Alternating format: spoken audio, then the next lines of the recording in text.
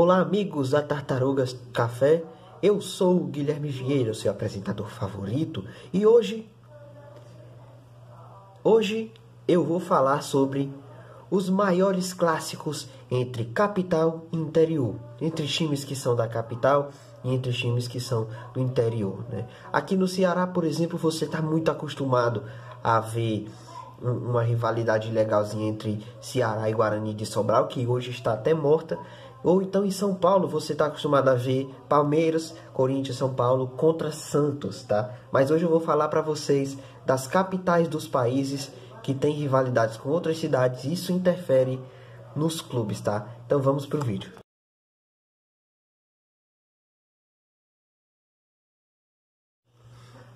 Esse clássico é um dos clássicos mais divertidos que a gente pode ver. Shakhtar Donetsk de um lado, Dinamo de Kiev de um outro. Dinamo que é o time da capital, Shakhtar que é um time de fora da capital, mas é uma cidade muito importante, Donetsk, né?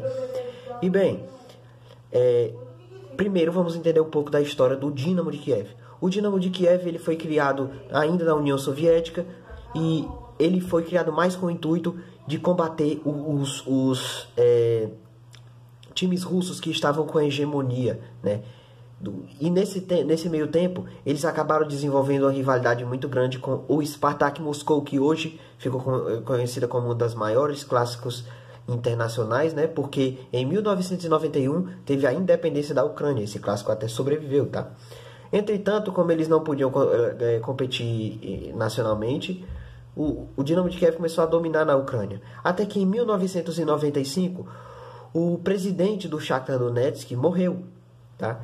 E o outro que o sucedeu, ele resolveu investir pesado no time e, na verdade, o time engrenou e começou aquela rivalidade entre Dinamo e Shakhtar porque eles estavam dominando nacionalmente, né? E eles tiveram vários jogos marcantes, inclusive um dos jogos mais marcantes foi na UEFA Europa League de 2008-2009, semifinais, o Dinamo de Kiev e Shakhtar Donetsk. Primeiro jogo em Kiev terminou empatado em 0-0. Na volta, o Shakhtar Donetsk acabou vencendo para pegar na final o Werder Bremen e conseguindo vencer, inclusive, o Werder Bremen na grande final. Esse foi um dos maiores encontros. Inclusive, eles têm muitos brasileiros no elenco. Eles tinham muitos brasileiros no elenco, né? Tipo, você pode ouvir falar, por exemplo, do Marlos. O Marlos, que era ucraniano, ele era brasileiro, se naturalizou ucraniano depois de jogar no Shakhtar Donetsk. Fora o Dinamo de Kiev, que também tinha muitos brasileiros. E os times eram recheados de brasileiros. E esses brasileiros eles fizeram sucesso nessa década de 2010, 2020, até, né, a Rússia invadir a Ucrânia e os clubes terem problemas aí para competir, tá?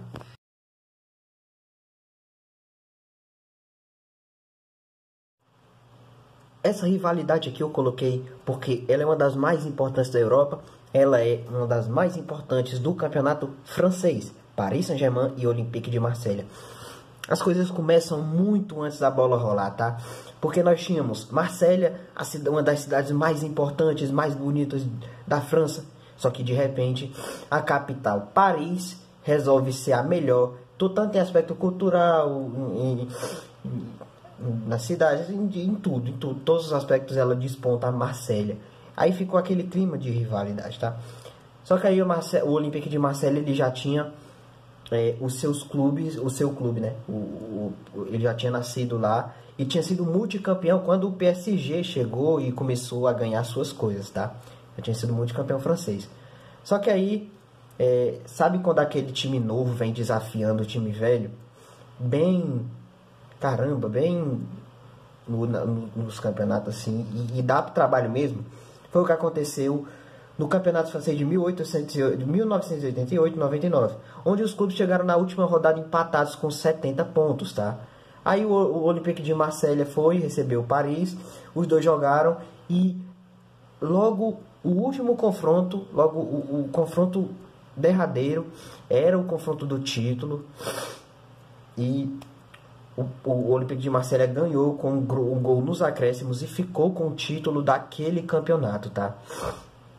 Desde então a rivalidade tem se estendido muito. O PSG, ele costuma ser um time mais nacionalista, ele costumava ser um time mais nacionalista, que trazia apenas franceses, praticamente. O Olympique de Marseille já dava um espaço para os estrangeiros, tá? Tanto que um jornal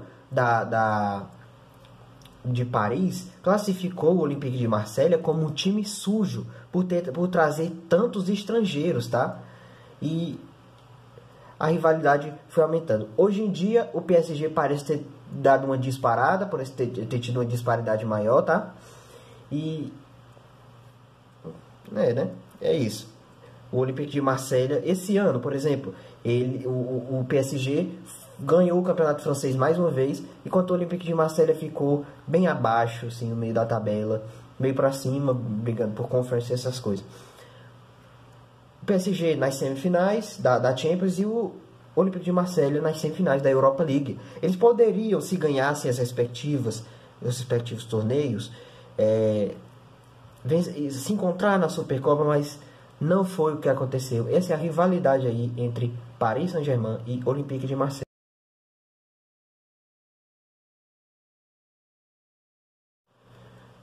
Bom, e Anderlecht e Bruges, ele é um dos maiores clássicos belgas, né? É o maior clássico belga, na verdade, né? O Anderlecht é o principal clube de Bruxelas, não tem nenhum rival na sua cidade, tá? E ele é da parte holandesa da Bélgica, Bruxelas, tá? O Bruges, ele é de Bruges, né? De Bruges, né? Que é a parte francesa, uma das partes francesas da Bélgica. E fica essa rivalidade entre as partes holandesa e francesa da Bélgica. Forma uma rivalidade muito grande entre as duas cidades e tal. O Bruges, ele tem um rival de cidade, que é o Cercle Bruges, né? Mas a maior rivalidade entre o Bruges e o Anderlecht, né? O maior rival do Bruges é o Anderlecht, né? Os dois que já disputaram títulos de campeonato belga, final de Copa. Recentemente o Bruges foi uma certa surpresa na Liga dos Campeões, porque ele fez uma fase de grupos excelente, meteu 4-0 no Porto, né? Só que foi nas oitavas de final, acabou perdendo, tomou outro 4-0 na mesma fase de grupos, né? Mas o Bruges foi um dos melhores times dessa Liga dos Campeões, enquanto o Anderlecht, né, ele fica disputando aí Europa League, Conference League, né, como sempre, né? O próprio Bruges não está muito bem das pernas ultimamente, mas a rivalidade transcende aí as quatro linhas, tá?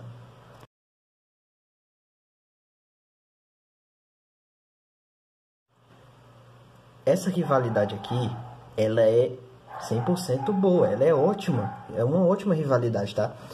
Ela é o clássico nacional, né? O super clássico mexicano e tudo.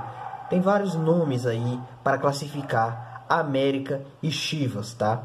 Esses dois são os dois maiores times do México. O América tem 12 títulos, o Chivas tem 10 da competição, né? E a primeira partida, né, entre eles foi quando o Chivas ainda era Clube Deportivo Guadalajara, né?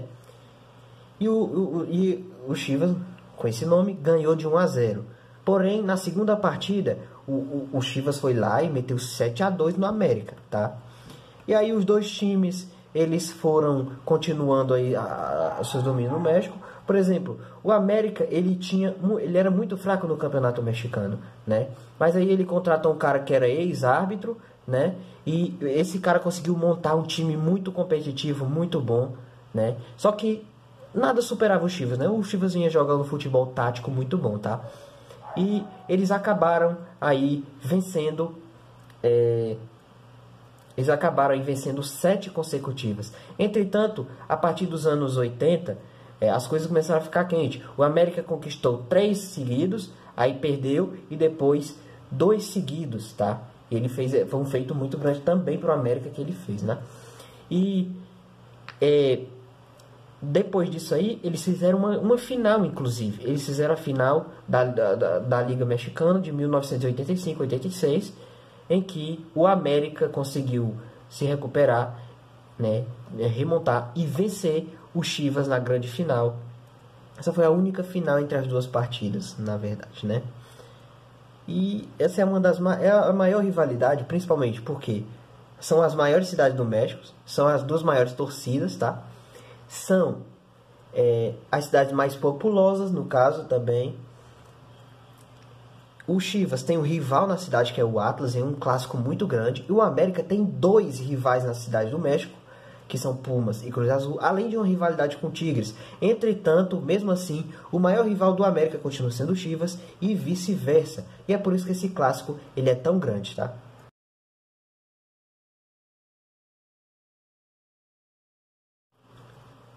E esse clássico aqui, ele é, sem dúvidas, um dos melhores clássicos que existem, tá? E ele é considerado uma das principais rivalidades do mundo, tá? E como é que ele surgiu? Primeiro, nós temos que entender o surgimento dos dois, né? O Olympiacos, ele surgiu no centro da capital, Atenas, né?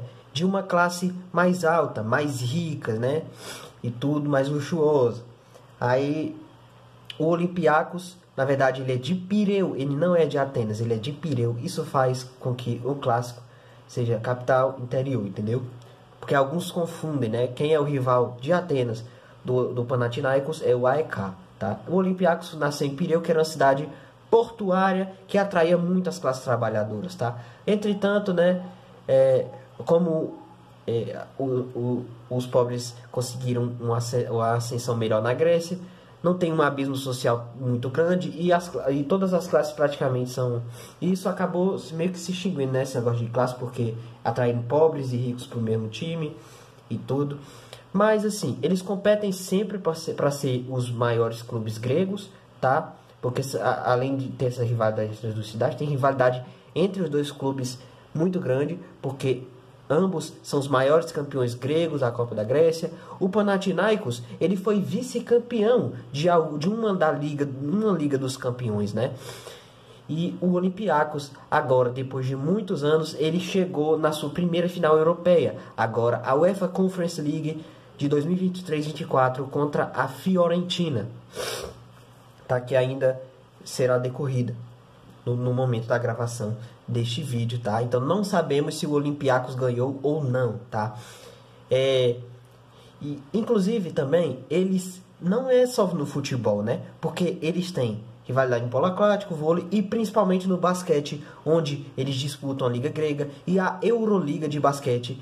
E normalmente quando tem jogo na Euroliga de basquete, eles fazem jogos incríveis, maravilhosos. Essa é a rivalidade muito grande entre o Olympiacos e o Panathinaikos. O Olympiacos, inclusive, ele foi para uma final de Euroliga, né? Chegando muito perto de vencer, de pegar o Panathinaikos na semifinal, né? Na época o Panathinaikos não passou para as semifinais, mas eles foram para a final, perderam para o Real Madrid e tudo. Essa é a grande rivalidade que vocês devem muito ver, né? O nome, inclusive, Derby dos Eternos Inimigos, um dos melhores nomes que existe, né? Porque eles não são rivais, eles são inimigos para sempre.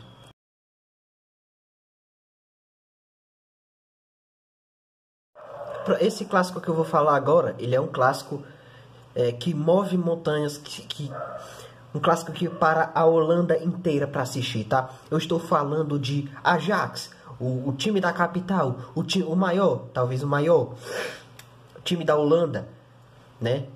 Da capital Amsterdã. E o Feyenoord, o segundo maior, né? De Rotterdam. Ele é de Rotterdam. E a rivalidade começa quando Amsterdã e Rotterdam, eles têm uma rivalidade, porque Amsterdã é a capital, é a cidade dos ricos, é a cidade mais próspera, enquanto Rotterdam era uma cidade um pouco mais pobre, cheia de operários, de trabalhadores, e de repente acabam acontecendo o nascimento de Ajax e de Feyenoord, né? E eles virariam os grandes times, né, da Holanda, tá? E inclusive da Europa também, porque Ajax e Feyenoord fizeram muitas histórias na Champions, né? O Ajax, por exemplo, eles têm um tricampeonato seguido, né? Trio é tetra, se eu não me engano. E na Champions, por exemplo, o Feyenoord também tem duas Champions por aí, 3, eu não lembro exatamente como é, tá? Mas a rivalidade é muito boa, né? Porque antigamente o Johan Cruyff, ídolo do Ajax, da seleção holandesa, ele jogava muito no Ajax. Entretanto, ele teve um problema com a diretoria do Ajax e saiu logo pro maior rival, pro Feyenoord, né? Isso que deixou a torcida do Ajax na época furiosa. Entretanto, eles acabaram esquecendo de nomeando o estádio do Ajax para Johan Cruyff Stadium, né? A Johan Cruyff Arena, perdão. E mesmo assim a rivalidade ela vem crescendo bastante, tá? Ela continua crescendo bastante, mas mais a nível holandês. Recentemente, na temporada 2018-19, eles foram eliminados, eles foram até as semifinais, né? O Ajax foi até as semifinais, treinado, comandado pelo Erik ten Hag. Aí tinha Tadic, tinha o Anthony. Não, perdão, o Anthony não, tinha o David Neres. Tinha muitos jogadores bons, foram as semifinais da UEFA Champions League, né? Perderam pro Tottenham, né? E eles começaram a ter o protagonismo do futebol holandês nessa época, né? E o Feyenoord estava bem atrás, mas estava forte, estava buscando mesmo, né? Só até que o Ajax começa a vender muita gente. Toma um 6-0 do Feyenoord nesse meio tempo, tá? O Ajax tomou 6-0 do rival Feyenoord, né? Um jogo icônico em que, né, simplesmente o Ajax não viu a cor da bola. E na atual temporada, Feyenoord e PSV estão muito melhor do que o Ajax, PSV campeão, mas o Feyenoord ficou atrás do time. O Ajax ficou atrás do time do Feyenoord, perdão. E a rivalidade só tem crescido, né? Só tem crescido, apesar deles não terem relevância europeia, e na nacional tem o PSV disputando entre os dois também, tá?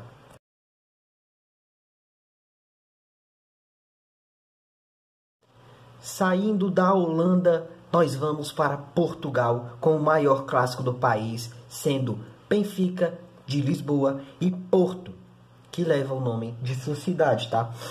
O Benfica e o Porto, eles surgiram bem lá atrás, na década de 1910, 1920, e eles são os dois maiores clubes portugueses, né? Junto com o Sporting, eles são os maiores campeões dos campeonatos portugueses, da Taça de Portugal, da Taça da Liga e do campeonato português, tá? Inclusive, por falar nisso, os dois únicos campeões que não foram Benfica, Porto ou Sporting foram Belenenses e Boa Vista. E isso demorou um intervalo. Belenenses foi lá em 1935, eu acho. E o Boa Vista foi em 2001, né?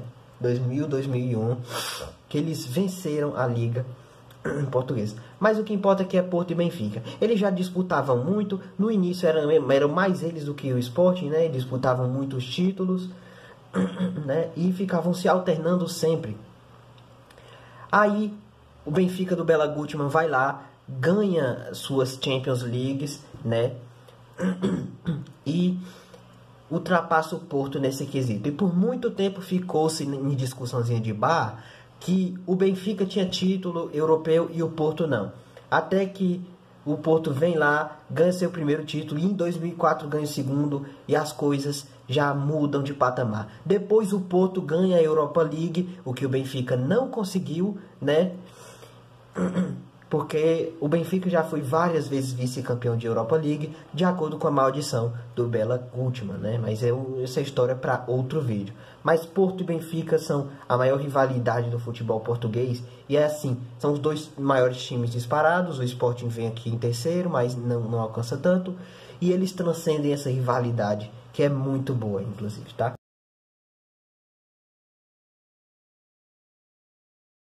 E essa daqui, meu amigo, ela é difícil de escolher o que eu vou falar, tá? Porque a rivalidade entre Real Madrid e Barcelona hoje é considerado por a maioria das pesquisas como o maior clássico do mundo. Eles já são da Europa e competem com Boca e River para ser o maior clássico do mundo, tá? E como é que foi isso? No início eles existiam lá tranquilos, só que na ditadura do Francisco Franco, né, depois da Guerra Civil Espanhola, o Real Madrid começou a ser favorecido, entre aspas, né? Dizem que muitas vezes os torcedores rivais eles dizem que os ditadores favoreceram, né, os seus esses times aí, mas o fato é que o Real Madrid, como time da capital, ele realmente era o mais forte e dizem que o Francisco Franco torcia por ele, eu queria. E o Barcelona, o time da Catalunha. O que estava acontecendo na Espanha naquela época? Tava tendo uma segregação full, né? que todo mundo tinha que falar o idioma espanhol, castelhano, tá? Não podia falar catalão, não podia falar basco, não podia falar galego, não podia falar outro idioma que não fosse castelhano. Se você falasse, você sofreria muito, tá? Mas depois que o Francisco Franco saiu, veio a democratização na Espanha e tudo, Barcelona e Real Madrid continuaram rivalizando, né? No início, o Real Madrid sempre tinha uma disparidade maior, tipo, quando o Barcelona... quando o Real Madrid ganhou as primeiras 5 Champions, né, na história, o Barcelona demorou muito para ganhar. Inclusive, teve muitas finais que o Barcelona perdeu, e perdeu de forma extremamente vexatória, tipo o 4-0 pro Milan, ou a final que o Barcelona perdeu pro Steaua Bucareste em Sevilha, tá? Eles perderam pro Steaua Bucareste, tá? Que foi campeão da Champions no ano. Mas aí veio o time de Barcelona, do Barcelona em 94, conseguiu vencer a primeira vez a Champions. Aí depois o Barcelona foi disputando ali com o Real Madrid muitas vezes, né? Inclusive nós temos a história do Luis Figo, que jogou muito bem no Barcelona, foi ídolo do Barcelona. E trocou o Barcelona depois pelo Real Madrid, sendo considerado talvez o maior traidor da história do clube catalão, tá? Eles se encontraram pela primeira vez na UEFA Champions League na temporada 99-2000, tá? Quando o Real Madrid foi campeão. E ele no primeiro jogo, Santiago Bernabéu, 1-1, né? Empate em 1-1. No segundo jogo, 2-0 para o Real Madrid. O Real Madrid que passou para ganhar aquela final, se eu não me engano, foi... Não foi em cima da Juventus, me perdoa. Eu me esqueci quem foi. Mas... anos depois de muitas brigas, acabaram acontecendo umas coisas muito legais, tá ligado? Porque no Barcelona saiu o Ronaldinho Gaúcho, e quem sucedeu o Ronaldinho Gaúcho foi Lionel Messi. Depois o Cristiano Ronaldo já tinha perdido para o Lionel Messi numa final de Champions, né? Em 2008-2009, né? Resolveu ir para o Real Madrid. E isso foi incrível, tá? Porque o Cristiano Ronaldo e o Messi, eles transformaram a rivalidade entre Barcelona e Real Madrid, tá? O Barcelona com o trio MSN, ganhando tudo. Ou então aquele Barcelona do Guardiola, né? Também ganhando tudo, praticamente. E o Real Madrid do trio BBC, né? Que realmente foram... Eles chegaram a chegar muito perto de fazer final de Champions. Entretanto, antes de chegarem perto, eles fizeram uma semifinal de Champions em 2010, 2011, né? Naquele ano, né, o Barcelona vinha forte, o Real Madrid também, era o Real Madrid do Mourinho já, e era o fim do Barcelona do Pep Guardiola. Aí o primeiro jogo, Camp Nou, 1-1. Depois foi no Santiago Bernabéu e pareceu que as coisas iam... se repetir, né? Só que o Barcelona vai lá, faz 1-0. Depois o Messi pega a bola no meio de campo, depois do toque do Xavi, e ele sai driblando todo mundo, fazendo 2-0. E o Barcelona se classificou para vencer novamente o Manchester United naquela grande final, tá? Depois eles chegaram muito perto de vencer, de fazer finais, né? Entretanto, não conseguiram, né? Várias vezes. Foi em 2011, 2012, 2013... 2015 eles chegaram perto de fazer a final, mas o Real Madrid perdeu. Em 2016 também, né? Porque o Barcelona perdeu nas semifinais para a Juventus, né? Mas na La Liga eles começaram a disputar muito bem. Nós temos jogos icônicos, por exemplo, o 6-2 do Barcelona em cima do Real Madrid no Santiago Bernabéu, que o Real Madrid sofreu muito depois daquilo, não conseguiu se recuperar praticamente, só se recuperou anos depois. Nós temos outras goleadas, o 4-0 do Barcelona também no Bernabéu, e nós temos duas goleadas recentes, né, entre Xavi e o Real Madrid, né? Primeiro foi o Xavi, que meteu 4-0 de novo no Bernabéu, tá? O Bernabéu virou um palco do Barcelona, tá? Meteu 4-0 com o Barcelona mal, tá? Aí depois eles se encontraram na Copa do Rei. O Barcelona ganhou no Santiago Bernabéu por 1-0, e na volta o Real Madrid meteu 4-0 no Barcelona dentro do Camp Nou. E essa rivalidade ela só vem crescendo. Ela é a maior rivalidade, é o maior clássico do mundo atualmente, né? O clássico da Península Ibérica, entre Barcelona e Real Madrid. Inclusive, eles também fazem um show no basquete, né? Barcelona e Real Madrid, os dois maiores campeões espanhóis. no basquete, disputam a Euroliga de basquete, tá? E no caso da Euroliga, eles se encontraram em 2022-23 nas semifinais. O Barcelona estava com a vitória na mão, mas nos acréscimos o Real Madrid foi lá e buscou, vencendo o Barcelona, indo para a final e vencendo o Olympiacos da mesma forma nos acréscimos, tá? Mas é isso, a rivalidade entre Barcelona. E desde já eu agradeço. Foi um vídeo legal, histórico. E claro que vai ter parte 2. Eu tenho uma parte 2 com clássicos menores do que esses, tá? Esse foi do menor para o maior, mas o outro vai ser do menos menor para o menos maior, tá? Embolado aí. Mas muito obrigado. Se inscrevam e deixem o like. Adeus.